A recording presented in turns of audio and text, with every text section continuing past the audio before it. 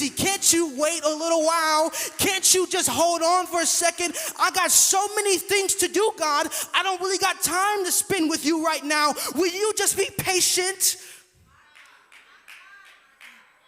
Martha wanted Jesus to rebuke her sister for failing to help, but in turn, Jesus rebuked Martha for her busyness.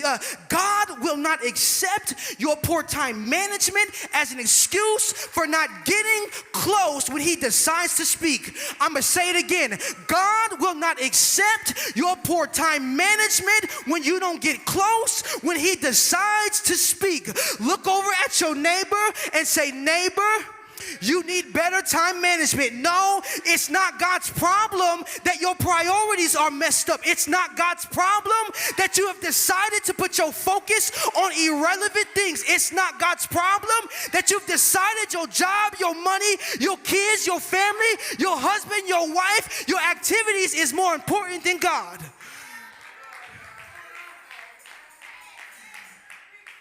Notice in our text how Jesus responds to Martha's situation. We can learn a valuable life lesson from Jesus here. Jesus acknowledges Martha. He knew what Martha was trying to do. He understood what Martha was trying to accomplish, but he saw what it was doing to Martha.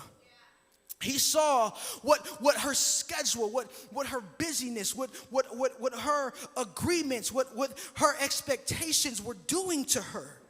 He saw how anxious and worried Martha was and about all that she needed to do. And he saw the situation was troubling her. He saw how angry it was making her. He saw how overwhelmed it was making her. He saw the anxiety and the worries rising in Martha. But Martha's anxiety and worries were not necessary. But she didn't have to be that way. There was an alternative. And Jesus was trying to get her to understand that she didn't have to do all this stuff. It could be, no, don't get me wrong. I understand that you need to get it done, but it doesn't have to get done right now. The alternative to what Martha was going through was her sister. Mary chose to do in that situation what Mary chose to do in that situation. Mary decided to just sit down at the feet of Jesus. Mary decided to stop everything. She decided that nothing was important. Tasks that were overdue, things that were past, things that needed to get done. Family is hungry. A husband is upset. Wife is angry. Nothing is more important than this moment. I decided I'm stopping everything to spend time with Jesus.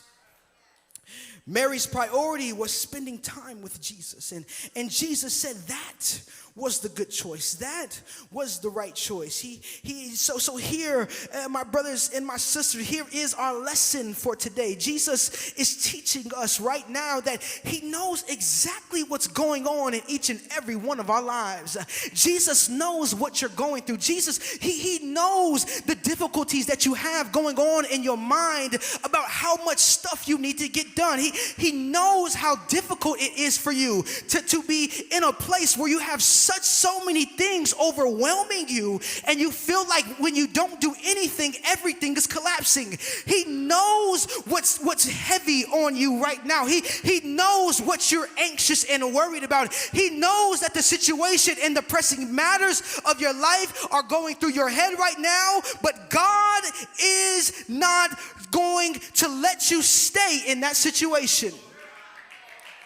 I came to tell you, he's going to require you to look for him. He is not going to accept that you are in a situation that is overwhelming you and you're going to just stay there and leave Jesus to the side. No, sir. No, ma'am. You're going to have to make a choice. You're going to have to make a choice to enjoy the presence of God. You're going to have to make a choice that my focus is on his presence. And when he's in the room, everything that's going on around you must stop, because I've got to spend time with Jesus. You've got to make time. You've got to make a choice that my time with Jesus is more important than everything else. You've got to make a choice that money and